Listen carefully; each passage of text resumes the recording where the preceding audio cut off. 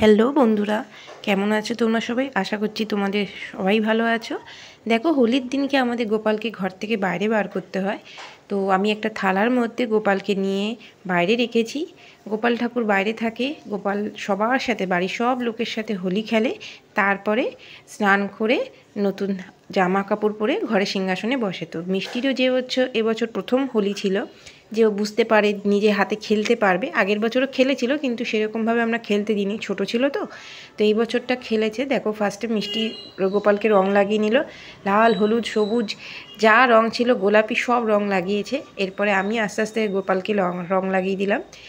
গোপালের গায়েতে রং লাগালাম। তারপরে ওখানে গোমাতা রাখা রয়েছে, আমাদের মহাদেব রয়েছে বাইরে, শিবলিঙ্গ রয়েছে, সেখানেও আমি আবির দিয়ে দিলাম। সবাইকে আবির দিয়ে, বাড়ির সমস্ত গুরুজনকে আবির দিয়ে আমরা হোলি খেলতে শুরু করি। এবছর যেহেতু আমার একটু শরীরটা খারাপ, আমিও হোলি খেলেছি, কিন্তু সেরকম পরিমাণে খেলিনি।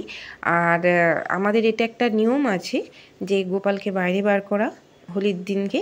গোপাল সারা বছর ঘরেই থাকে, হোলির দিনকে বাইরে থাকে, যাতে করে হোলিতে ও সবার সাথে খেলতে পারে। আর মিষ্টি যেহেতু প্রথম তোমাদেরকে বললাম নিজে বুঝতে পারা, তো পিচকিরি টিচকিরি সব কিছু দিয়ে গোপাল দাদার সাথে খুব আনন্দ সহকারে হোলিটা ও খেলেছে। আর তোমাদের এই ভিডিওগুলো কেমন লাগছে অবশ্যই আমাকে জানিও। আর যাদের যাদের বাড়িতে গোপালকে কিভাবে খেলে, গোপালের সাথে হোলি তোমরা কেমনভাবে খেলো, অবশ্যই আমাকে কমেন্টে বলিও। আশা করছি তোমাদের ভিডিওটা ভালো লাগবে। আর চলো, ভিডিও ভালো লাগলে লাইক করে দিও।